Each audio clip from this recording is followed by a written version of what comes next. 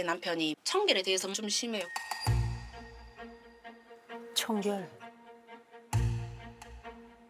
뭐 저 나름대로 정리를 하거든요. 근데 남편이 성인 안 차는 거겠죠. 모든 것에 일단은 각은 기본이고 그 행거에 옷걸이들의 간격이 탁탁탁탁탁 맞아야 돼요.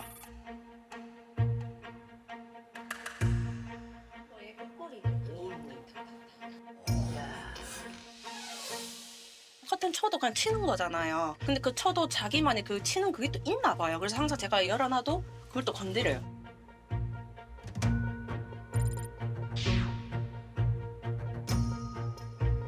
뭐 똑바로 안 돼 있으면은 뭐 이제 니는 그래도 쉬었잖아. 약간 이런 말 나오기 때문에 할 거 없는지 계속 집안을 뱅뱅 돌아요. 제가 내 집인데 왜 편히도 못 쉬고. 근데 그럴 때마다 제가 죄인이 된 것 같아요.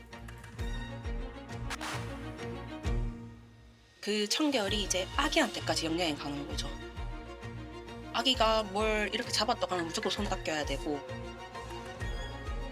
아, 아빠 없으면 많이 만져. 아빠 있으면 너 이렇게 못해. 라고도 얘기를 해요. 이 정도까지 사람이 왜 이렇게 하지? 라는 너무 생각이 드는 거예요. 진짜. 정말 내가 이렇게 살아야 되나? 할 정도로 왜 진짜 막 그게 아렸었어요. 근래까지도. 대구 사는 42살 전하정이라고 합니다. 네. 안녕하세요. 대구에서 온 33살 하정연입니다. 아니 남편이 청결에 대해서 이런 지점은 조금 과한 것 같다. 이런 지점이 따로 있나요?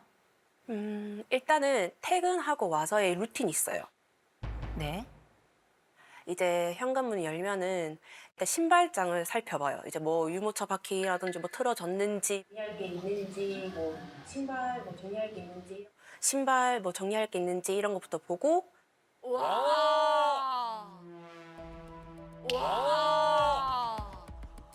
무슨 매장 같아요. 들어와서 일단 옷방에부터 가요. 그다음에 옷방에서 또 뭐 흐트러졌는지 간격을 보면서 오늘 이 옷 입었네. 여기 이 옷 옷걸이 빼서 입었네. 어떤 옷을 입었는지 이 옷장이 흐트러진 정도를 정확하게 기억하고 있는 거죠. 네. 이건 양말 아닌가요? 네. 양말에 지금 번호가 써 있어요. 어머, 그거 뭐야? 같은 짝을 같은 걸로 헷갈리지 않도록 점을 찍어 놓거나 숫자를 써놔서 구별한 것 같은데 맞나요? 네, 맞아요. 그다음에 나와서 일단은 화장실, 그다음에 슬리퍼 흐트러졌는지부터 해서 정리하고 뭐 문이 열려 있는지 닫혀져 있는지 이런 것도 확인하고 그다음에 마지막으로 저희가 이제 커튼을 펼쳤을 때는 저희 집은 이제 뭔가 주름이 잘 안 잡혀 있어요. 그래서 제가 그냥 커튼을 그냥 치면은 항상 남편은 그 주름 간격을 잡아요. 이렇게 손으로 톡톡 치면서. 커튼 주름 간격을 잡는 네, 네. 와. 그게 흐트러질 때는 어때요? 일단은 정리를 하면서 꼭 한마디씩 해요. 오늘 유모차 밖에 흐트러져 있네. 커튼이 좀 열려져 있으면은 여기 이 부분이 왜 열려져 있어? 막 후, 이러면서 약간 한숨 쉬고 약간 좀 이제 분명히 오전에 아이 보내놓고서는 제가 바닥도 닦고 설거지도 하고 막 식탁 다 닦고 먼지 다 닦고 모든 걸 다 하거든요. 그런데 또 올 때쯤이면은 불안해요, 이게. 그러다 보니까 퇴근 시간 전에 내가 이거 했나? 했는데도 한 번 더 보게 되고 이러다 보니까 정말 내가 또 잘못했나?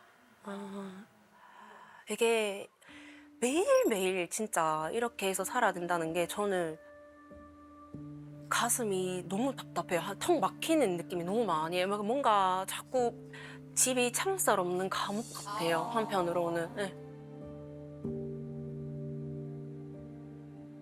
아니 그 남편분께서 아이가 이 뭘 만질 때마다 그렇게 손을 또 닦아주신다고. 식당 이런 데 가게 되면은 그 의자 있잖아요. 그러면은 무조건 그거를 물건 닦는 소독 티슈를 닦아요, 남편이. 닦고 그다음에 앞에 식탁 닦고 손 닿이는 곳 그다음에 벽까지 심지어 닦아요. 벽을 닦아? 네. 이게 몸이 닿을까봐. 네.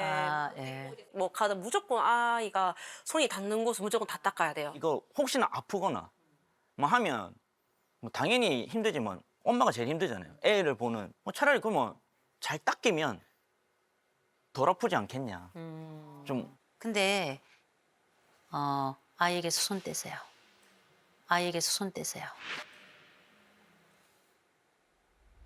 나중에 이 아이는 굉장히 인색해지거나 아주 자기 안쪽에 염세적인 특징을 갖게 될 가능성이 굉장히 높습니다. 그럴 때 이 부모들이 이 아이가 뭔가를 자꾸 해볼 수 있도록 뭘 해줘야 되냐면 허용의 공간을 줘야 돼요. 지금 이 아이는 만져야 돼요. 문질러야 돼요. 뒹굴어야 돼요. 이 기회를 박탈하시면 안 돼요. 그리고 아내 얘기를 들어보니까 내 남편은 과해. 들어오자마자 각을 맞추고 그리고 온 집을 돌아다니면서 마치 감시관처럼 감독관처럼 그래서 뭐냐 아내는 숨이 막혀 라고 얘기를 하던데 어떻게 생각하세요? 뭐 굳이 그 정도까지는 아니에요. 아, 그 정도까지는 네네. 아니에요? 뭐 와이프가 좀 약간 과장되게 말하는 게 있긴 한데 그냥 와이프가 아니, 야, 와이프가 이러면 또 얘기하는 게 속상하지 아내 입장에서. 어떤 부분을 과장하고 있나요? 좀 제가 이제 와이프한테 이래라 저래라 얘기 안 하거든요. 제가 싫은 거는 제가 해요 그냥. 만약에 아까 말했듯이 유모차가 만약에 좀 정리가 제대로 제 기준에서 정리 안 돼 있으면은 오늘 뭐 유모차 썼어? 뭐 애 데리고 나갔다 왔네? 그냥 물어보는 건데 이제 와이프 기준에서는 이거 또 시작됐네 뭐 잔소리하네 이렇게 들리나 봐요. 저는 그게 아닌데. 한숨을 쉬니까 하면서 근데 그 부분에 대해서도 모르고 있었어요. 왜냐면 이런 부분은 와이프가 저한테 얘기 안 하거든요. 그냥 이런 얘기를 하는 게 아니라 와이프는 그게 이제 그게 참다가 들어오는 건 와이프가 좀 짜증을 잘 내거든요, 저한테. 그 저는 모르는 거예요. 뭘 잘못했는지를 모르니까. 그럼 왜 짜증내? 그럼 뭐 짜증낼 일이야? 뭐 이러면은 짜증낼 일을 만들지 말아요, 저. 근데 저는 뭘 짜증나겠는지 몰라요, 그러니까. 만삭 때, 그러니까 제가 이제 배가 불러서 때쯤 이제 이사를 하게 됐거든요. 이제 이사를 하게 됐을 때 남편은 이제 그 이사할 곳에 뭔가 좀 문제가 있어서 잠시 해결하러 먼저 갔었고 저는 이제 남편이 그 해결할 동안 아저씨랑 같이 짐을 챙겼었어요. 그래서 이사할 집에 와서 짐을 오빠랑 이제 같이 하나 둘씩 푸는데 신발이 거기 다 들어있었던 거예요. 근데 그 신발이 차곡차곡 이렇게 돼 있었던 게 아니고 막 엉망으로 이렇게 된 거예요. 그래서 남편이 그걸 보고 원래 그렇지. 맞아. 원래 그래요 이사. 이사할 때는 원래 그렇지. 야 이거 뭔데? 아 씨 하면서 엄청 화를 내는 거예요 거기서. 아 씨 하면서 엄청 화를 내는 거예요 거기서. 근데 그 말들이 저한테는 너무 박혀요. 이게 정말 별일 아닌 것 같지만은 저도 진짜 허리 너무 아프고 배도 당기고 다리도 너무 아파요. 근데 남편은 그런 게 좀 마음에 안 든다고 해서 저한테 아씨 이렇게 해버리고. 근데 그 신발 말이에요. 아 네. 저 같으면 버렸어요. 저 같으면 버렸어요. 그럼 신발이 나보다 더 중요한 거야? 내가 상처받는 것보다 더 중요한 거야? 하필 또 그냥 만삭일 때. 다른 때에도 섭섭할 수 있지만 이때는 남은 생의 기억이 남는 때거든요. 지금은 이 남편의 이 정리가 온 집에 완전히 장악하고 있단 말이에요. 이러다가 아내는 고사돼요. 위험 회피 점수 100점이에요. 자율성이 0점이에요. 이 사람은 자유를 잃은 사람이에요. 불안이 100일 정도면은 이거는 늘 밤에도 눈을 뜨고 자는 사람이에요. 가장 평안한 시간에도 심장이 막 부정맥처럼 막 뛴단 말이에요.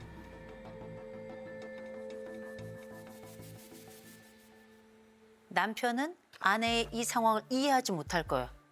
깨끗한 게 뭐가 문제야? 그리고 내가 하라 그랬어? 그게 아니라 하지 말라고.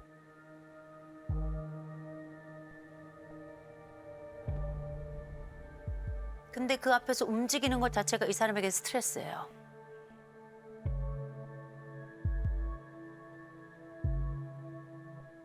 남편 나쁜 사람이 아니에요. 그런데 약간 까다로운 사람이잖아요. 이 규격에 맞춰야 되는 거잖아요. 그러면 이 규격 자체가 이 사람에게는 통증이다. 남편이 의외로 마음이 좀 여유가 있어요. 요 위험회피 점수를 보면 29점이에요. 여유가 있어요. 사회적 민감성, 일명 연민지수라고 하는 게 91점이에요. 높아요. 이 얘기는 뭔지 아세요? 되게 따뜻하고 부드럽고 그럴 수 있어. 그렇게 안 해도 내가 하면 돼. 그냥 이렇게 받아들이는 사람인 거예요. 근데 제가 너무 놀란 지점이 있어요. 이 남편이 말이에요. 가족이 너무 중요한 사람들. 온통 다 가족이에요. 가족이 너무 중요하고 이 가족이 없어서는 안 되는, 이 가족 없이 난 존재할 수 없을 정도로 가족에 대한 너무 마음이 크더라고요. 그래서 어쩌면 이렇게 지금같이 틀을 맞추나 봐요. 이 틀 안에 내 가족 있어라. 이 안정된 공간에 내 가족 있어라. 내 가족 오염되지 않게 내가 그 손 닦겠노라. 전 이 남편에게 그래서 제가 한두 가지 더 말씀을 드리려고요. 지금 방 집에 몇 개예요? 3개입니다. 아, 3개 있어요? 네. 3개 중에 하나 아이의 공간으로 쓰게 될 거잖아요. 그 공간에서는 먼지도 모래도 밀가루도 다 날리게 하세요. 걱정하지 마세요. 네. 오염되지 않아요. 파괴되지도 않고요. 없어지지도 않아요.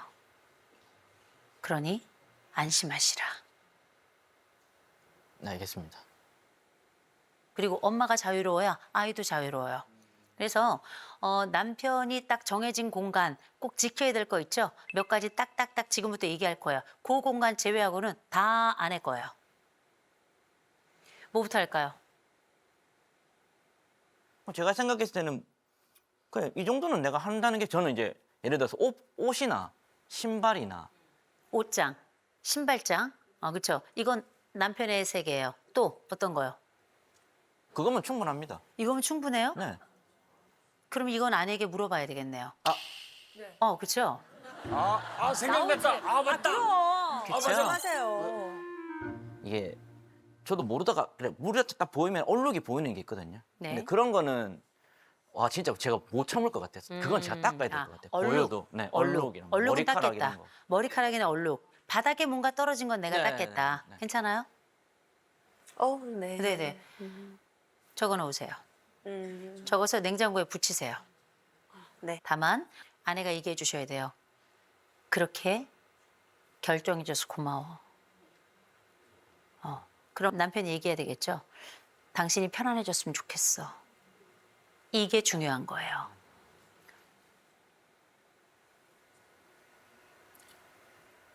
고마워. 그렇게 결정해줘서 진짜 고마워. 그래 스트레스 받지 말고 눈치를 뭐 나 준다고 생각 안 했지만 안 봤으면 좋겠다. 그냥 네 하고 싶은 거 해라. 알았다. 잊지 마시고 두 분이 강박으로 이야기하고 있지만 사랑으로 다시금 일상을 만들어 갔으면 좋겠습니다.